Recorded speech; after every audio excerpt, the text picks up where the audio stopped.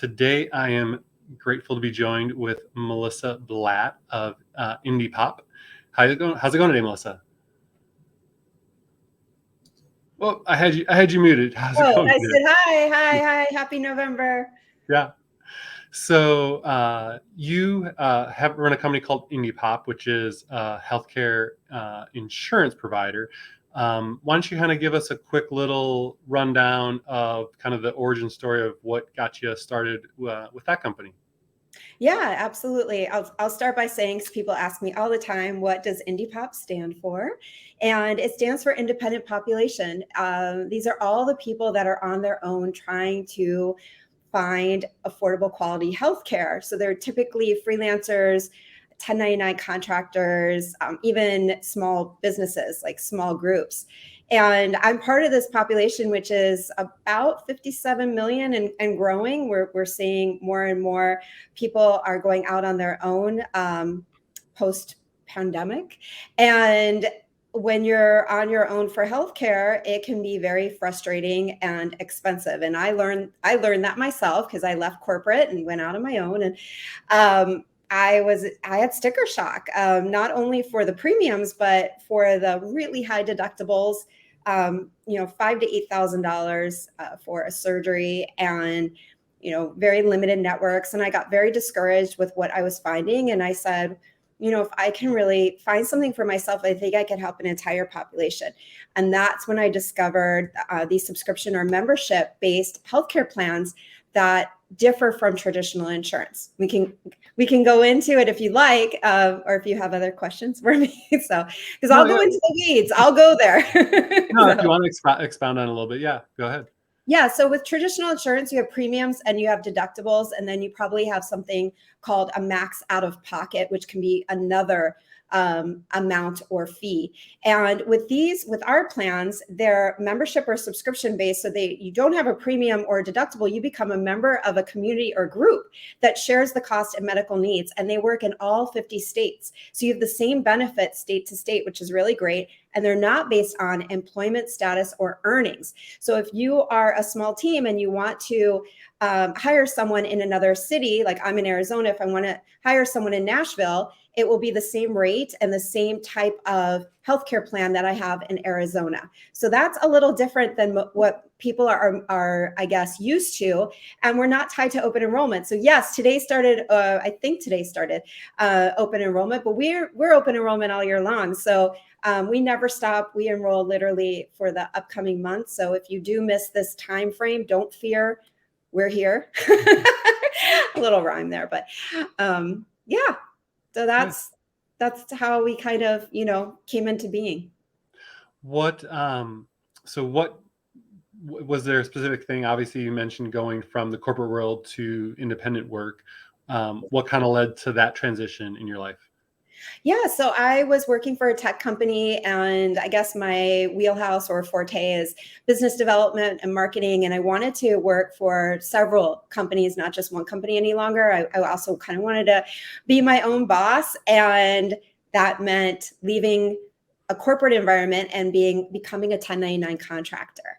And so going out on your own is really, if anybody out there, which I know there's millions of you, there's no one really leading you and taking you by the hand of all the things that you need to launch a business, to become either an LLC or, to do your marketing and your accounting and your cash flow and your healthcare. Yeah, You're on your own. that's one of the I want to say that's one of the things that I think a lot of the general population may not think as much about when they think, when I work for yourself, like that you started a small business. Obviously, in the tech world, people are more familiar with it, but there's a lot of people who didn't really start their own business per se, but just by being 1099, just by being an independent contractor and working at one or multiple places rather than being a part of the company itself full time, like that just changes the benefits that you get and a bunch of other factors, which can be really good for different contracts and different jobs and positions, but has its own set of challenges as well.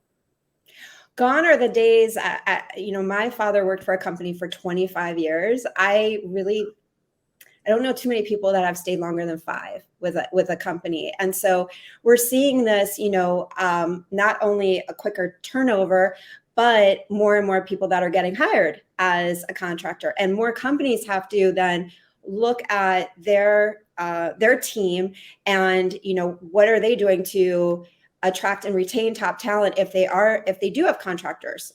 So that's something that I think they're going to be exploring more in the near future as they hire different types of employment status.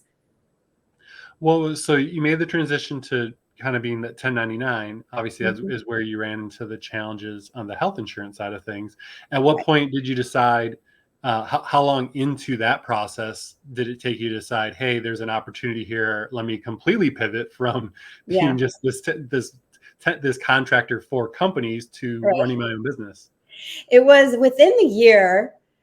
I was doing research and asking a lot of my friends that are freelancing and that own small businesses. And I'm like, what do you guys do for healthcare?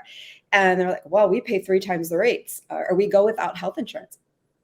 I'm like, wow, I can't believe we've hit this point where it's become still such a huge pain point in a business. So I'd say about a year. And then it didn't just, when you have a new company, a startup, I remember it was a Google Doc and I planned it out, and it changed a little bit over the course of the year as I moved forward. But I did a lot of vetting.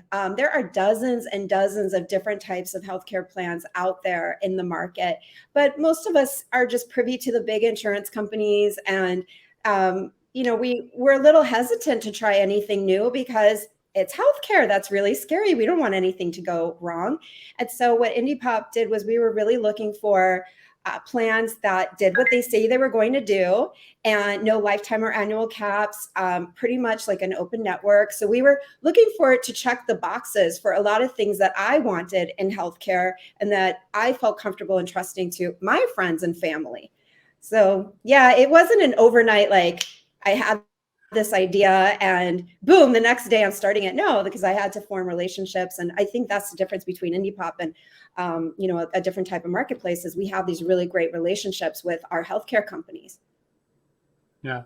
No, and like you say, any business is going to take some time as well too to grow, right? Like it's even the quote unquote overnight successes in business are really never that, but you just don't see all the work that goes into getting to that launching point kind of thing. Right. It's not, I think an overnight success really means 3 to 5 years. Exactly. That's kind yeah, that's Yeah. if you can Yeah. really, really, really fast track it, yes, that's Yeah. kind of very Yeah. successful there. And you also mentioned like the how many options and stuff there are out there as someone who has Right. done marketing as well too. Like you realize that in some cases so many options actually makes it harder because our brains tend to shut down when we have too many choices available to us. Like when it's like, oh yeah, you can do anything you want, like that's almost too much for us to try to like really then analyze what's best. And so for a lot of people, it's part of why they default to the big names or the safe choices in that regard versus maybe finding better alternatives. Oh, there's so much to talk about because even the by your age, I've noticed how the younger generation is shopping for healthcare. We have people that are getting off of their parents' plan at 26, and they're still pretty young, and so they're I love it. They're like, I'm trying to be adulting as a verb, and get my own healthcare, and they don't know what to look for, and then you don't know how to kind of weigh out or even what to ask. Like if you go into the ER, will you have to reach your deductible or will you have a copay? Like these are just some things that I go over with plans just so people can have a better idea. And I call myself the worst case scenario person because I'm looking for literally what could go wrong in your life and how much is it going to cost you. And so, everyone has their own features or benefits that they're looking for. Some people are like, I don't even want to go to the doctor. I don't go. I'm healthy. I just want something in place in case I break my leg. And you're right. With a lot of research comes analysis paralysis, and I hear this a lot, and that's with all age groups. People don't want it to research, and they don't want to. They procrastinate because it's not fun to read through all that fine print and also think about what could go wrong. So, hey, I just won't think about it until something does go wrong. And it does happen. So for the younger people out there that are like, oh, I'm invincible and nothing's going to happen, I ask you if you have a direct connection to your appendix to know how your appendix is doing, because that is the one thing that I hear more and more for people under 35 is appendicitis. And that surgery can run, $5,000 to $20,000. So just to give you an idea. But yeah, it's interesting how people search for healthcare. It's interesting about all the opportunities, which is great. I love that there's options out there, but then you have to do some comparing and understand like what you're looking for in the plan. Do you want more technology and more on-demand care, more virtual health? Do you want more preventive care? It's good that there's options, and there's not just a one size fits all. Nobody wants that. Nobody wants to be told, here it is, it's a blanket plan. Yeah. No, it reminds me as a real estate agent of people that will like, when they're relocating here to Austin, a lot of times they'll come into town for a weekend and be like, oh, we want to see as many homes as possible. And they'll send me a list of like 20 homes to see over a weekend. I'm like, well, you're probably going to see about 8 of them, because as much as you think you can go see 10 homes in a day, by the time we get to home 5, you're going to be like, well, we're kind of exhausted. And 2, all the homes are going to start running together. I'll be like, so which homes have you liked so far? Well, the one we really liked was the one with this kitchen, but and it had this bedroom and this backyard. And I'm like, well, you just named 3 different homes, not one home. You just created your own house. Yeah, I mean, that home would be amazing if we could put those 3 together, but unfortunately, that's not really the case. And so, right, again, it's just there is kind of a finite amount of information that that people can take in and still be productive in their reasoning and stuff. And so, yeah, it is where it is super beneficial to have an expert that can help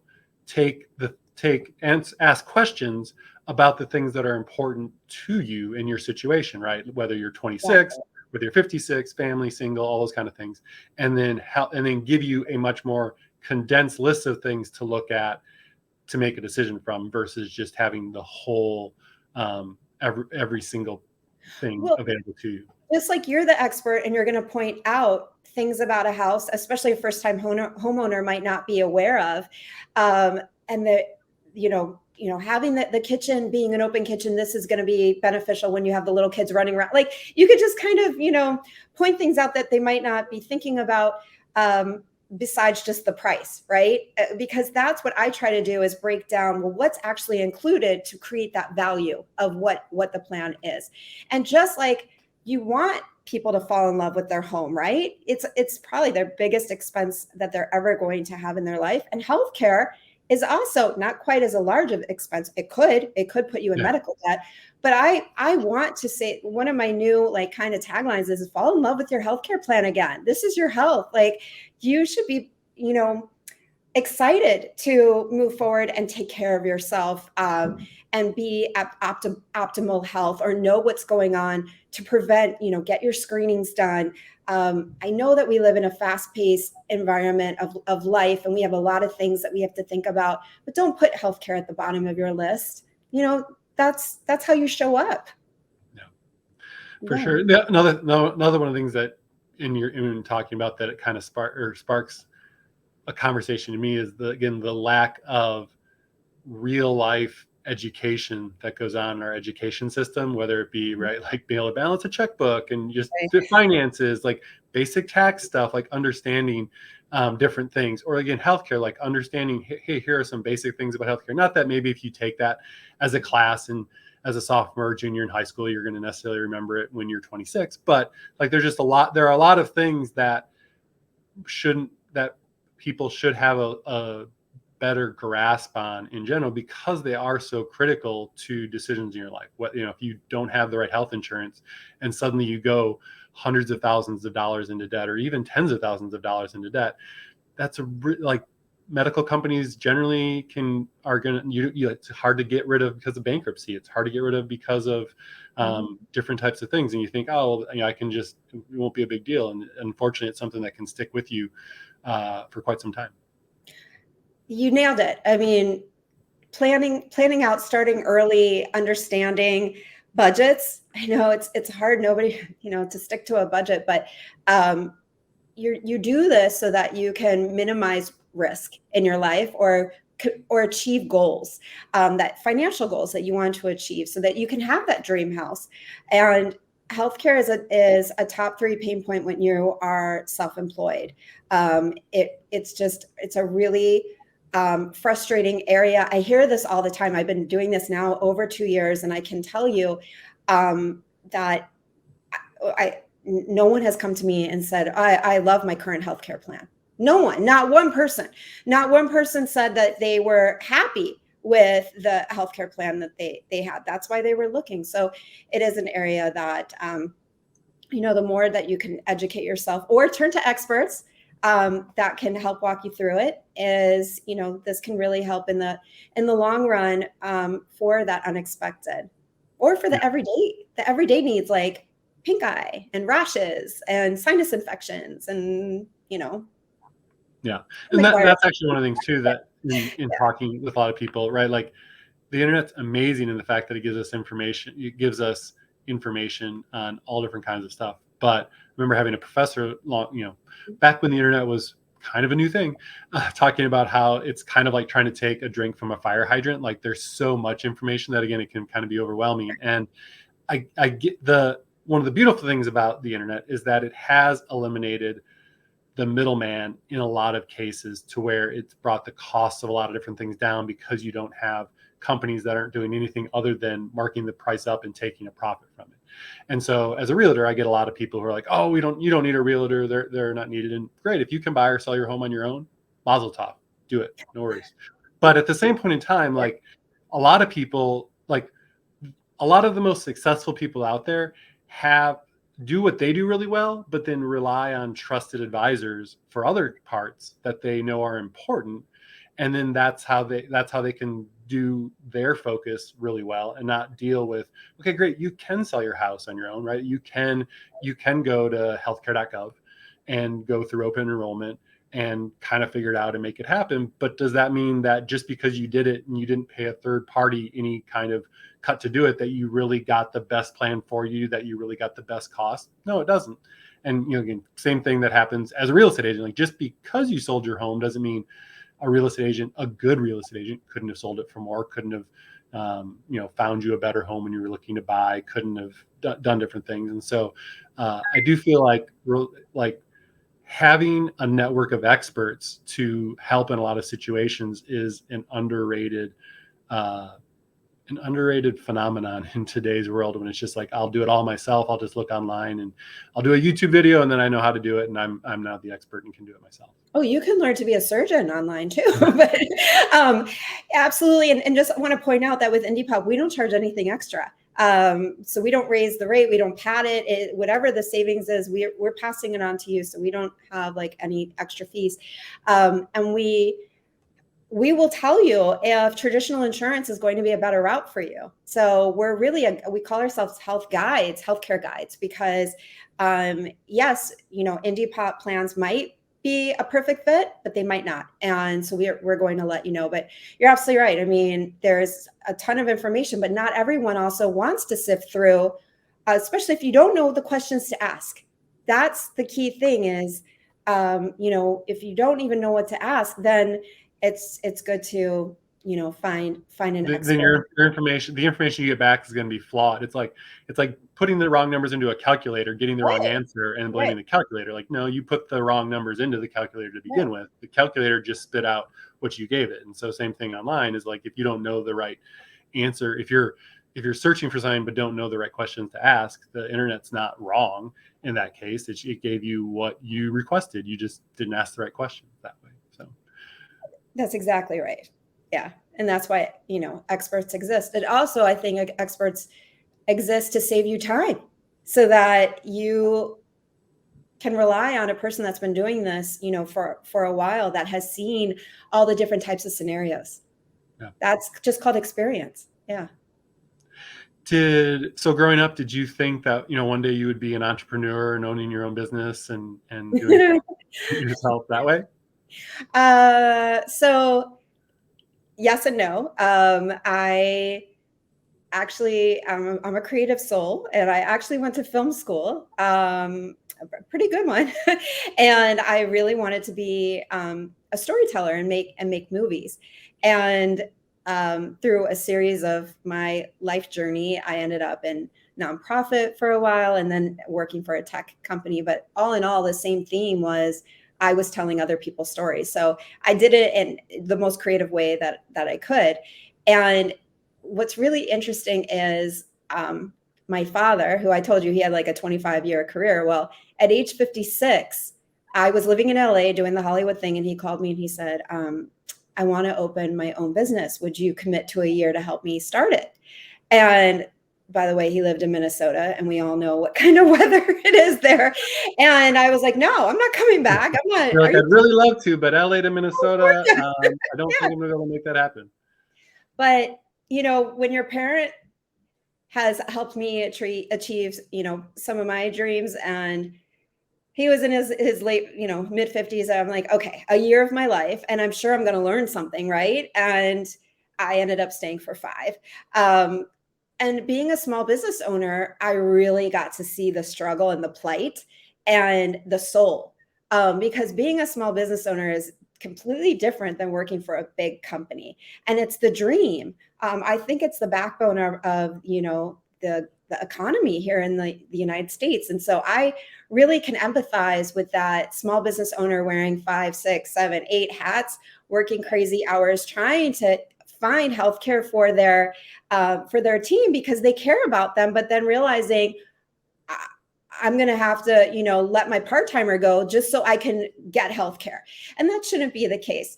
So I did get the entrepreneurial bug when I was in my mid 20s, and that was priceless. I mean, working with your dad, even though, we probably like fired each other every other day, but still, I'm just really happy that I had that opportunity, and I got to kind of, peek behind the curtain of what it is like for a solopreneur or, a small business owner. So that was kind of my journey. Yeah. The family business, I feel like tends to be one of the two extremes in most cases. Either it's the great, they're kind of not necessarily that they're the biggest businesses, but kind of the greatest businesses in the fact that, like, again, you have this dynamic that's amazing, that you get to spend a lot of time together and grow something together, which is awesome. And you unfortunately though do have, because of the additional emotions and people not having business be outside of the personal kind of stuff, you obviously do have some situations that turn out pretty bad in that regard too. But again, I do think in a lot of cases, and again, for small businesses, up until the last 20, 30 years, I would say most of them were family businesses, right? It was the family that, started a small business, and then that's what the kids did in spring and summer. And then when they went back to school, and that was just kind of how a lot of small businesses worked, was the kids helping out and eventually maybe taking over the business one day. Whereas again, nowadays it's small business is a lot different than it was 50, 60 years ago. And I had to say, like, I'm not staying in this for the long haul. I went back to California to thaw out. But it's a harder statement to make when it's your dad versus just an employer, right? Like, again, and so that's where things can get trickier. But but at the same point in time, the 5 years, while they still would have been valuable learning experience, they wouldn't be probably as memorable if it wasn't working for your dad than if it was just working for a small business type of thing. If you think about it, it was in the 90s, just to date myself a little bit, but marketing has changed so much that I think we just yes, we had a computer, but it wasn't nearly what we could do with the email marketing today. And I mean, there was a lot of flyers, there was a lot of print, it was a lot of, the commerce, Chamber of Commerce, which is still very beneficial for a business to get to know one another in your community. But it was, it's changed a lot. So technology has really, even in healthcare, look at the wearables, look at virtual health. Technology plays a part in every industry right now. Yes. Yeah. You mentioned kind of the Austin or the chamber and kind of that local networking stuff. I know you're actually located in Arizona, but have fairly strong ties here to Austin as well. Yeah. Kind of how did that come about? I did a cross country trip in March from Arizona to Florida. I have a lot of members on the East Coast, and I wanted to meet some of my members and be where, we had a lot of need. And so I spent a lot of time in Texas and Austin. I'll give a shout out to Capital Factory. Stopped into Capital Factory, met some of the teams, some of the startups, and on my way back, they had a location also in Houston, and went to an event there, and I just really clicked with everyone. And so, I try once a month to be in Texas. I was just there last week. I got to go to the Driscoll. So supposedly the Driscoll Hotel is haunted. I didn't have any encounters, but if you have, please let me know. So I love Texas. A great place to have a start. A lot of entrepreneurs. It's a really great state to be in. Yeah, I'm sure for you, like I say, there's double benefits in the fact that because it is so tech oriented, it's good both from a business growth standpoint, because you're a healthcare tech company to some degree, and then also having as many self-employed people as we do here in Texas, also potential clientele as well too, kind of gets a double benefit for you that way. I mean, startups usually have less than 5 people, and so to get a group plan is really expensive. And not only that, they're hiring non-traditional roles. So they might be hiring someone from India, and they might hire them for 3 months to come in. If they have a residential address, they can go on one of the Indipop plans. So it's just something that is a little more flexible and portable for small teams, or teams that are growing, I should say. So it's just a little different than your traditional insurance. I think it kind of fills the gaps where maybe insurance might not be able to. Aside from your Driscoll non-experience, I guess it would be. Yeah, called. no. What have been? What have it had any other highlights in visiting and connecting with people here in Austin? So I've only really spent time downtown, and a lot has been at Capital Factory or a couple of networking groups there. Big food movements too, like markets. What are those called again? Farmers markets. Market. And different products that are coming out of the Austin area that's been really interesting for me to see. Obviously, a lot of tech. And it's a young city, I'll just point out. And I think most people know that. Like the age, a lot of, if you are a young person looking to meet a lot of people in their 20s and 30s, I think Austin is an amazing place to be. Yeah, as a realtor, I'll see a lot of times where it's younger people like that, say 20s, 30s, moving here for a tech job, like they got a job at Google or Facebook, a company like that. Sometimes self-employed people as well too, and then we tend to age up because it's usually then when those people start to have kids. Now grandpa and grandma are kind of like, well, we'd like to be closer to the grandkids. Like it was like, yeah, they definitely like to be closer to the kids too, but like now that it's grandkids, like now we're willing to make the move from wherever we were at, because we think that they're more stable there versus move into a different city every couple of years. But it's been an interesting dynamic of the very large tech companies being in town and having that bring in a lot of talent, and then also the small startup side of the tech community as well too. So I mean, like just having Google, having Facebook, Oracle, all these big companies bring in a lot of tech people, I think has definitely helped the startup side of things, because it just fosters more connections, more ideas, just a bigger population of people that way. Absolutely. In fact, I will point out that one of the startups that I talked to he's British, and he chose to live in Austin to launch his startup. So, I mean, that was a factor in his head to literally move across an ocean to Austin. So that was, I mean, I meet a lot of different types of startups, but that stuck in my head that, he chose Austin. Yeah. Yeah. That's a guy who has done his research before he decided where Yeah. to where to go Yeah. to that way. Cool. For Yeah. people that are, interested in indie pop or looking for more information, what are kind of the best ways to do some research, get in touch, check you guys out? Yeah, so the website has a ton of information, indipop.co, indipop.co. And then because that is open enrollment time, we're going to be doing a lot of webinars. They'll be posted on the site under events. They're live. We keep them to a half an hour, giving a lot time for questions. All the plans can be enrolled literally online. We have several supplemental plans for dental and vision, a pharmaceutical plan, and on-demand care, all for under $50 a month. So that could be supplemented or added to any insurance product. And those start pretty much immediately. So yeah, those are ways to find us. And again, we are open enrollment all year long. So don't fret if you enrolled in a plan this open enrollment, you discovered you hate it. So you can find us in 2023 and say, want to hop on one of your plans. That's awesome. Well, I really appreciate taking the time to chat today. It's always interesting to hear other startup stories and kind of how people got into their different career paths and lines of work. So I really appreciate it.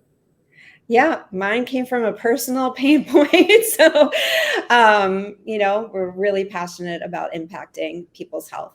And thank you, Troy. Thank you so much for having me on. And definitely when I come back to Austin, probably next month, see you maybe in person. Yeah. Hopefully we'll actually be able to connect instead of both being out of town the only times you're actually in town. So